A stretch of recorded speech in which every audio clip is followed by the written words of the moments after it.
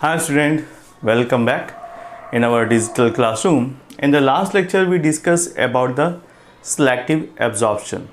हमने last class में discuss कर लिया था कि किस तरह से जो हमारे नेफ्रॉन्स हैं वो रीअब्जॉर्ब करते हैं इम्पॉर्टेंट कंटेंट को जो पहली बार यानी अल्ट्रा फिल्ट्रेशन के थ्रू फिल्टर होके चले गए थे प्रॉक्सिमल कॉन्वोल्यूटेड ट्यूब्यूल और लूप ऑफ हेनले से होते हुए जब वो DCT में जाते हैं तो उसके ड्यूरेशन में बहुत सारी चीज़ें वापस से रीअब्जॉर्ब कर ली जाती हैं. So this is the process which is known as selective reabsorption. And now today we are going to discuss about the mechanism of concentration of the filtrate, जिसको हम काउंटर करंट मैकेनिज्म भी कहते हैं. तो हेडिंग डाल दीजिए mechanism of concentration.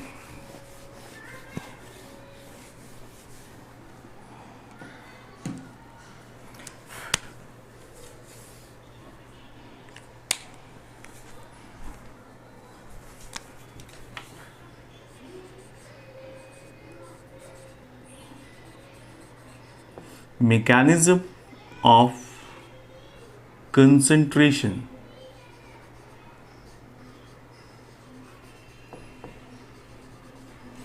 Mechanism of concentration of the filtrate.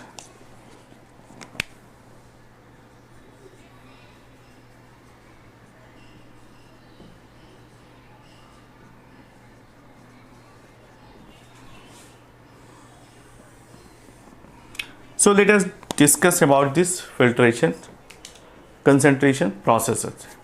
First point, in the case of mammals, they have a ability to produce a concentrated urine, right?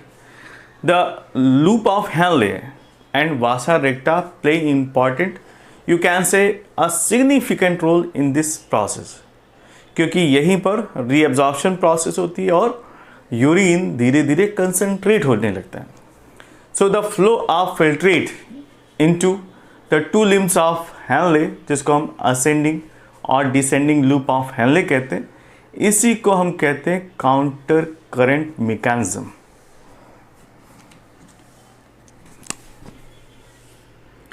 Counter current mechanism.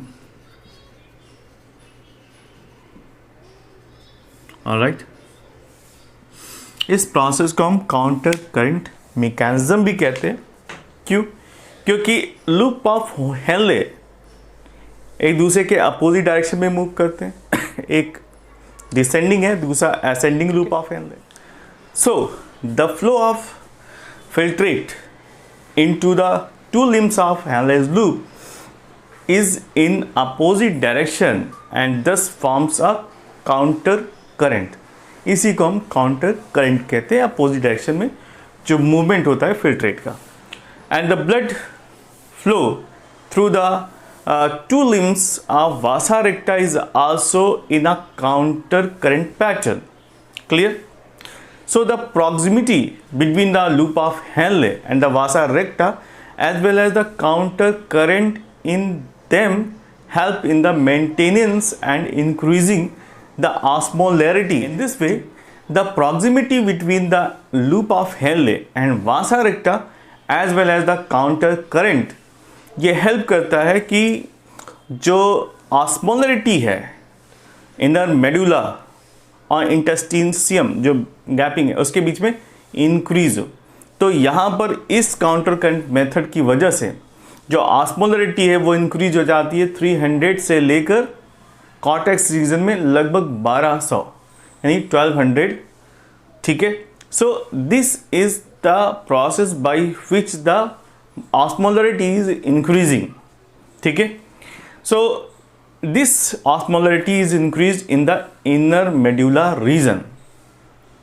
So by this gradient mainly because of cause of sodium chloride, ये जो gradient तैयार होता है ये sodium chloride की वजह से होता है एंड यूरिया. तो sodium chloride is transported by the ascending limb of Henle. ठीक है.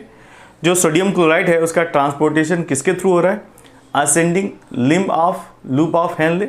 इसको समझने के लिए एक डायग्राम बनाते जो आपको हेल्प करेगा समझने के लिए कि जो रीअब्जॉर्प्शन प्रोसेस है और कंसंट्रेशन ऑफ यूरिया है वो किस तरह से परफॉर्म होता है। Now look at this. पहले हम बनाते हैं नेफ्रॉन, ठीक है, दिस इज आवर नेफ्रॉन और इसका ये प्रॉक्सिमल कॉन्वोल्यूटेड ट्यूब्यूल, ठीक है, और ये फिर नीचे की तरफ जाएगा deep, now coming back U shape structure, okay, then after it start moving towards the collecting tubule just like that. all right, तो ये इसका स्ट्रक्चर है, मैं आपको दिखा रहा हूँ, मेरे साथ आप बनाते रहिए, काफ़ी इंपॉर्टेंट डायग्राम है, बहुत इजी है ना। And this part is known as descending loop of Henle. ये डिसेंडिंग लूप ऑफ हेनले है और ये असेंडिंग लूप ऑफ हेनले है। मैं यहाँ पर वासा रेक्टा वापस से नहीं बना रहा, वो आप जानते हैं कि इसके चारों तरफ जो इफरेंट आर्टीरियोल्स हैं वो एक नेटवर्क का फॉर्मेशन करते हैं जिसको आप वासा रेक्टा कहते हैं, ठीक है। Now look at this. This is going to connect with the collecting tubule, just like that.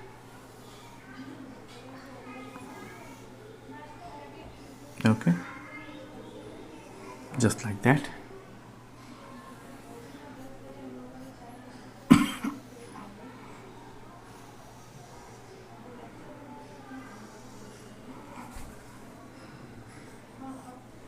Okay, right. Now look at this. यहाँ पर जो हिस्सा है इसे हम ग्लोमेरुलस कहते हैं, एफ्रेंट और एफ्रेंट आर्टीरियोल के कॉम्बिनेशन से बनता है। मैं एफ्रेंट का माउथ बड़ा दिखा रहा हूँ, एफ्रेंट का मैं नैरो दिखा रहा हूँ, ठीक है, ठीक है, ये हिस्सा हो गया और यहाँ पर पूरा नेटवर्क है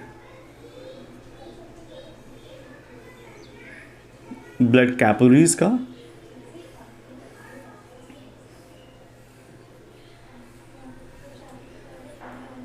ऑलराइट, ठीक है, जस्ट लाइक दैट। नाउ अब यहाँ पर हमें समझना है रीअब्जॉर्प्शन प्रोसेस कहाँ कहाँ पर हो रही है, ठीक है। यहाँ पर जिसे हम क्या कहते हैं, प्रॉक्सिमल कॉन्वोल्यूटेड ट्यूब्यूल, यहाँ पर सोडियम क्लोराइड, सोडियम बाइकार्बोनेट और वाटर, ये सभी आसानी से बाहर निकल जाते हैं। सोडियम बाइकार्बोनेट,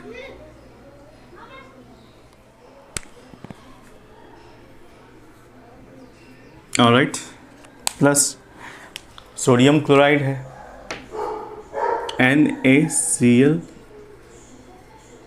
दूसरा जो एलिमेंट निकलता है वो वाटर है, H2O, ऑलराइट। देन यहाँ पर कुछ अमाउंट में हाइड्रोजन आयन और अमोनिया एंटर करते हैं, H+ NH3, ऑलराइट। मैं एक लेयर या बाइफर्केटिंग लेयर बना देता हूँ जिससे आपको पता चले कि ये हिस्सा कहाँ पर है और नीचे वाला लूप ऑफ हेनले किधर है। तो ये सारा हिस्सा आपको कॉर्टेक्स रीजन में दिखाई पड़ेगा, ऊपर का हिस्सा जिसको हम कॉर्टेक्स रीजन कहते हैं, कॉर्टेक्स रीजन, ठीक है,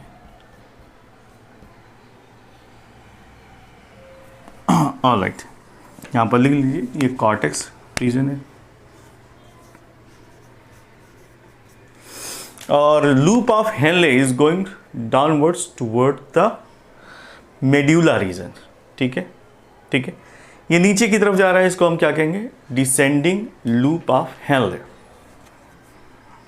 और descending of loop of Henley में क्या होगा, वाटर वापस से बाहर निकलेगा, यानी रीएब्जॉर्प्शन ऑफ वाटर, प्लस यहाँ पर ये थिन पार्ट है और ये कंपैरेटिवली थिकर है। मैं इसको थिकर बना देता हूँ। अगर कंपेयर करेंगे तो असेंडिंग और डिसेंडिंग में थोड़ा सा फ़र्क है। जो डिसेंडिंग पार्ट है वो थिन है, जो असेंडिंग पार्ट है वो थोड़ा सा थिकर होता है।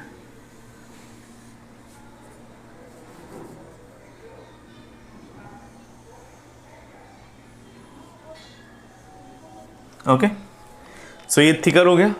ओके, यहाँ से वाटर निकल सकता है, बट इस हिस्से से वाटर बाहर नहीं निकल सकता। तो यहाँ से सोडियम क्लोराइड तो बाहर आ सकता है, लेकिन वाटर बाहर नहीं आ सकता। ठीक है, सॉरी, NaCl, सोडियम क्लोराइड। यहाँ पर आप चाहे लिख लीजिए, ये थिन होता है।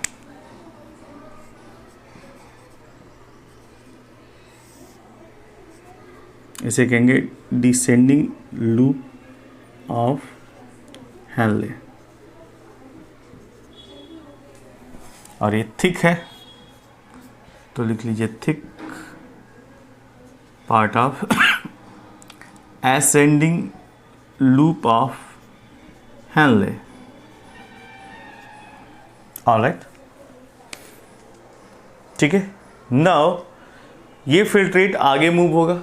आगे मूव होने के बाद कहाँ पर पहुँचेगा, दिस पार्ट, जिसे हम क्या कहते हैं, डिस्टल कॉन्वोल्यूटेड ट्यूब्यूल। यहाँ पर वापस सोडियम क्लोराइड बाहर निकलेगा। ठीक है, फिर क्या चीज़ रह जाएगी, यहाँ से वाटर भी रीअब्जॉर्ब हो जाएगा, बाइकार्बोनेट भी रीअब्जॉर्ब हो जाएगा, NaCl, bicarbonate, sodium bicarbonate.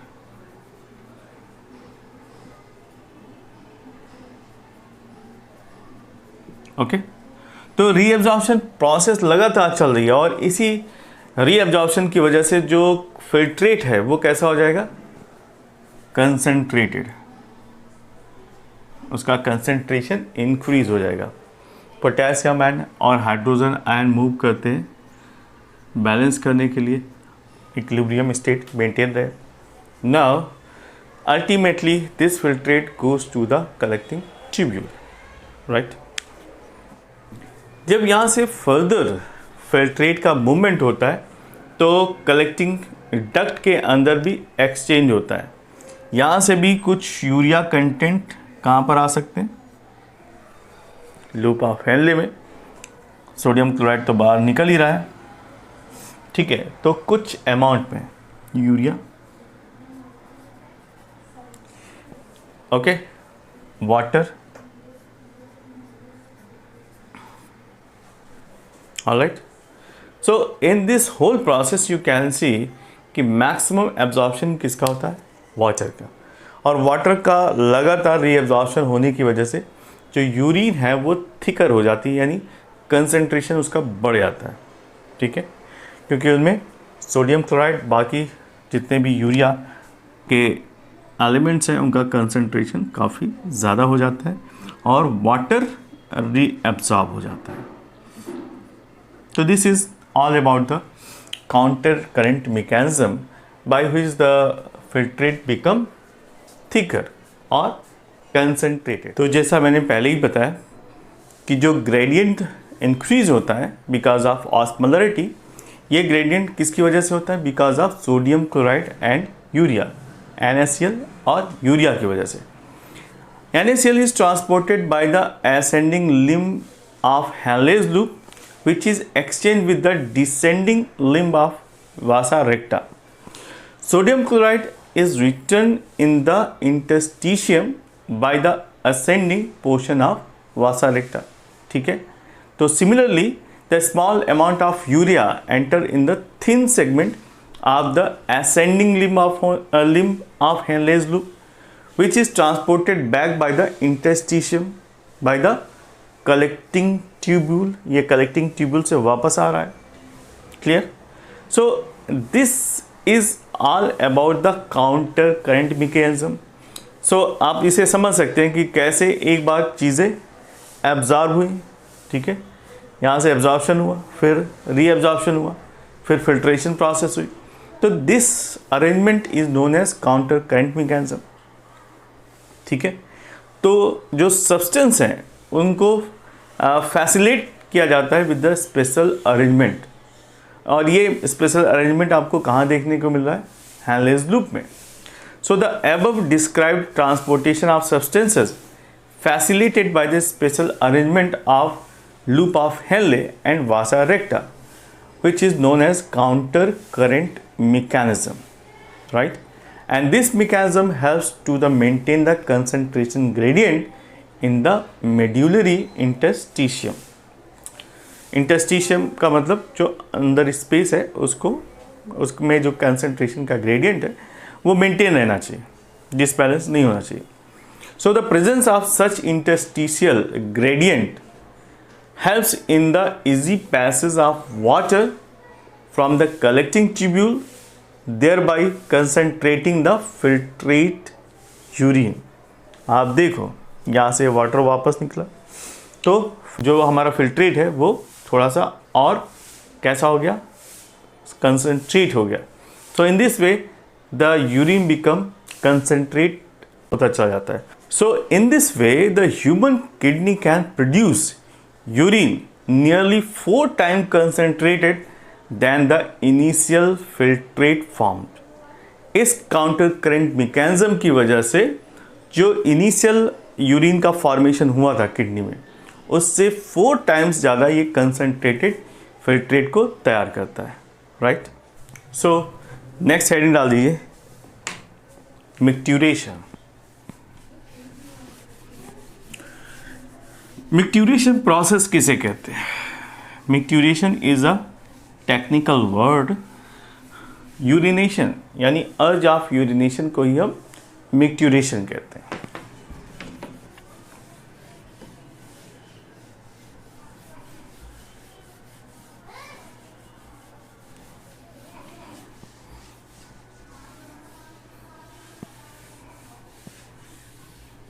Next heading डाल दीजिए, मिक्ट्यूरेशन.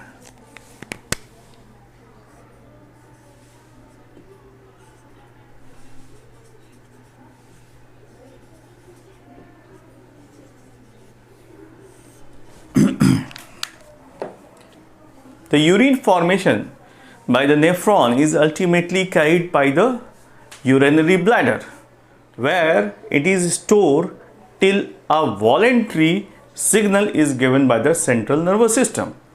तो जो यूरिन का फॉर्मेशन होता है वो अल्टीमेटली कहाँ पर स्टोर होता है? यूरिनरी ब्लैडर में. और ये तब तक स्टोर होता रहता है जब तक कि कोई सिग्नल सेंट्रल नर्वस सिस्टम को नहीं पहुंचता.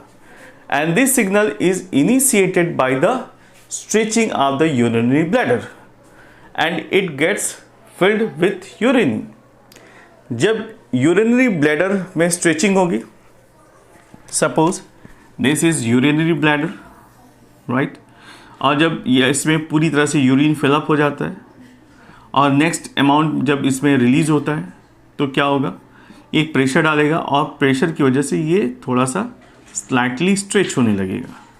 और because of this stretching mechanism, ये जो स्ट्रेच हो रहा है चारों तरफ, इसकी वजह से एक सिग्नल प्रोड्यूस होता है जो सीधे हमारे नर्वस सिस्टम को जाता है और वो इंडिकेट करता है कि हमारा यूरिनरी ब्लैडर पूरी तरह से फिलअप हो चुका है.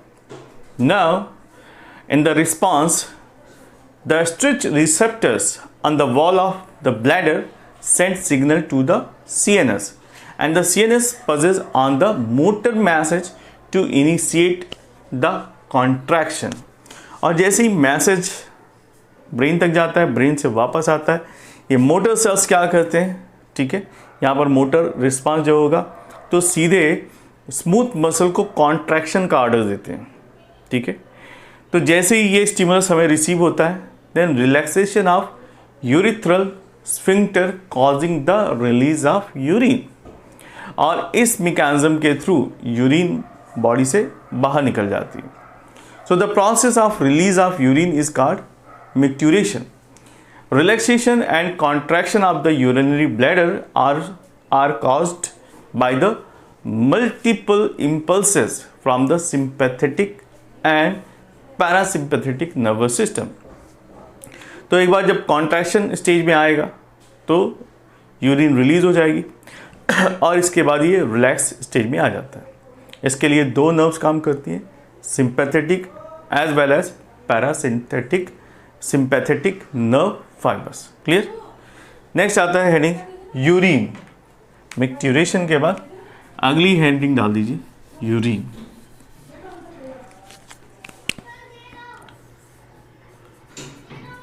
Okay, what is exactly urine? Urine is the fluid and dissolved waste substances excreted by the kidney. तो यूरिन एक्चुअली क्या है? ये फ्लूइड है जिसमें डिजॉल्व फॉर्म में वेस्ट सब्सटेंसेस पाए जाते हैं और इसका एक्सक्रीशन कौन करता है? किडनी के थ्रू होता है. क्लियर. यूरिन मैंने आपको बताया. Now look at the quality and quantity. First, quantity.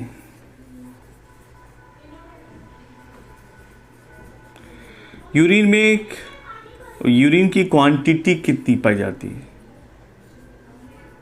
Okay, as I told you earlier, in the adult man normally possesses around 1 to 1.5 liter of urine in 24 hours.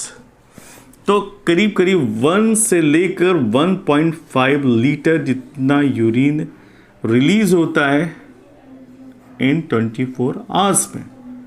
ठीक है, that is the quantity. And the volume of urine depends on the fluid intake. आपने कितना पानी पिया है इस पर भी डिपेंड करता है. Level of physical activity, type of food which you are taken, environmental temperature. ठीक है, अगर इन्वायरमेंटल टेम्परेचर इंक्रीज होता है तो यूरिन आउटपुट भी इंक्रीज हो जाता है. ठीक है. So less fluid intake and profuse sweating due to the heavy physical work and high temperature reduce the urine output. तो ये सारी कंडीशंस हैं जिसमें यूरिन की क्वांटिटी कम या ज़्यादा हो सकती है. Now next point, certain substances जैसे कि टी है, कॉफ़ी है, अल्कोहल है, ये यूरिन के आउटपुट को बढ़ा देते हैं. So these substances are known as diuretic. लिख लीजिए डाईयूरेटिक. जो यूरिन के फ्लो को या आउटपुट को बढ़ा देते हैं उनको हम डाईयूरेटिक सब्सटेंसेस कहते हैं. इसमें कौन कौन सी चीज़ें आती हैं? T, coffee, alcohol. ठीक है, ये सभी यूरिनेशन को बढ़ा देते हैं. Clear. Now what is the physical properties of urine? Now look at the physical property of urine. Physical property. Physical property में इसका कलर कैसा होता है, इसका नेचर कैसा होता है? So urine is transparent yellowish fluid but become turbid यानी cloudy because of on standing its colour depending on its the concentration. अगर कंसंट्रेशन ज़्यादा है, वाटर कंटेंट कम है सॉरी, तो ये क्या होंगे? टर्बिड होंगे यानी ट्रांसपेरेंट नहीं होंगे. अगर वाटर कंटेंट ज़्यादा होगा तो ये ट्रांसपेरेंट ज़्यादा होगा और ये येलोइश कलर का होता है. ठीक है. Its colour is due to the pigment urochrome. जो कलर है वो डिसाइड कौन करता है? यूरोक्रोम. ये पिगमेंट है जो कि यूरिन में पाया जाता है. Clear. It is derived from the breakdown of haemoglobin. और यूरोक्रोम का फॉर्मेशन हीमोग्लोबिन के ब्रेकडाउन से होता है. ठीक है. द कलर ऑफ यूरिया या urine is Altered by the certain material. जैसे कि आपने बीट खाया है या विटामिन बी कॉम्प्लेक्सेस लिए हैं, मेडिसिन्स लिए और कुछ अदर ड्रग्स लेने की वजह से इसका कलर चेंज भी हो सकता है. Next point, it is hypertonic to blood plasma. अगर कंपेयर किया जाए तो ये एक हाइपरटोनिक सोल्यूशन होता है as compare to the blood plasma. Its specific gravity range between 1.001 to 1.035। लिख लीजिए, इसकी स्पेसिफिक ग्रेविटी कितनी होती है? 1 से स्लाइटली ज़्यादा होती है। 1.001 से लेकर ये कितनी होती है? 1.035। Clear? That is the specific gravity of urine. Next point, slightly higher than the water. इसका जो वेट होता है स्लाइटली हायर होता है। इसका पीएच कितना होता है?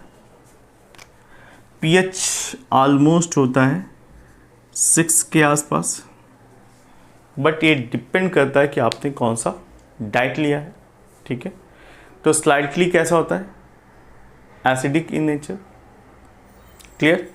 Urine has a characteristic unpleasant smell और order that is allowed to stand. Urea is degraded by the bacteria to ammonia which imparts in the strong smell to urine. तो urea में जो यूरिन होती है उसमें ख़ास तरीके की ऑर्डर आती है, स्मेल आती है। ठीक है, और इसका डिग्रेडेशन होता है with the help of bacteria जो अमोनिया में इसे कन्वर्ट कर देते हैं, जिसकी वजह से इसकी स्मेल और स्ट्रॉन्ग हो जाती है। Now look at the chemical composition. अब केमिकली देखते हैं कि इसमें क्या क्या चीज़ें प्रेजेंट होती हैं। तो नेक्स्ट हेडिंग डाल दीजिए, केमिकल नेचर। केमिकल नेचर,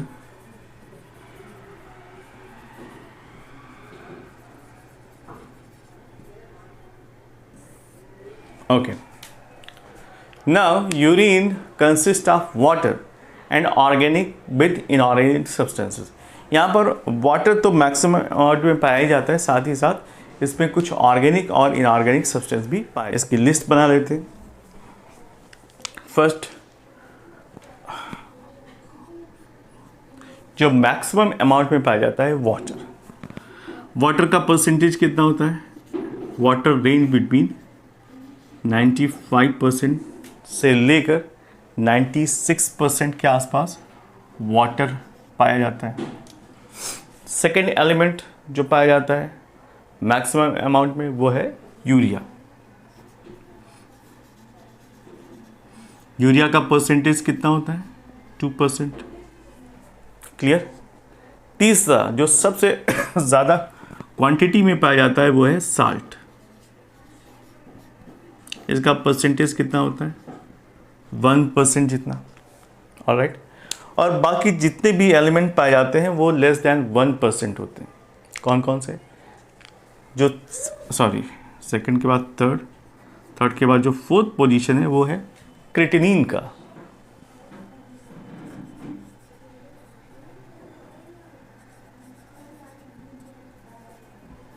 ये कितना पाया जाता है? ये पाया जाता है 0.5%। ऑलराइट, क्रिएटिनिन के बाद आता है फिफ्थ पोजीशन पर, जिसको हम क्या कहते हैं? यूरिक एसिड, और उसके बाद अमोनिया, देन आफ्टर हिप्यूरिक एसिड। तो यहाँ पर अमोनिया कितना पाया जाता है? It is 0.25। 0.25%। इसके बाद सेवन्थ पोजीशन पे आप रख सकते हैं यूरिक एसिड। इसका परसेंटेज होता है, uric acid is found 0.2%। And seventh position पर आता है अमोनिया। यूरिक एसिड के बाद आता है हिप्यूरिक एसिड। हिप्यूरिक एसिड जिसका कंसंट्रेशन पाया जाता है सिर्फ 0.0 0.025%. This is the chemical composition of urine. ये है केमिकल कंपोजिशन ऑफ यूरिन, जिसमें इन 3 एलिमेंट का जो कंपोजिशन परसेंटेज है वो मैक्सिमम पाया जाता है, जिसमें आता है water, urea and salt. Apart from these substances कुछ और भी सब्सटेंसेस पाए जाते हैं, जिसमें कि नॉन नाइट्रोजनस ऑर्गेनिक कंपाउंड है, जिसमें विटामिन सी है, ऑक्सैलिक एसिड है, फिनोलिक सब्सटेंसेस है, ठीक है, जिसमें अमोनिया है, मिनरल साल्ट है, क्लोराइड है, सल्फेट्स है, फॉस्फेट है, सोडियम, पोटेशियम, कैल्शियम, मैग्नीशियम. ये सारी चीज़ें यूरिन में पाई जाती हैं. और अपार्ट फ्रॉम दीज सब्सटेंसेस, क्योंकि मेन सब्सटेंस क्या है, यूरिया है, ये प्रिंसिपल सब्सटेंस है. Apart from that it also contain pigments, drugs, ठीक है, some epithelial tissues, leucocyte, mucin, enzymes and hormones. ये सारी चीज़ें केमिकल फॉर्म में ही होती हैं, लेकिन लिटिल अमाउंट में होती हैं. तो प्रिंसिपल चीज़ क्या है, यूरिया. ऑलराइट.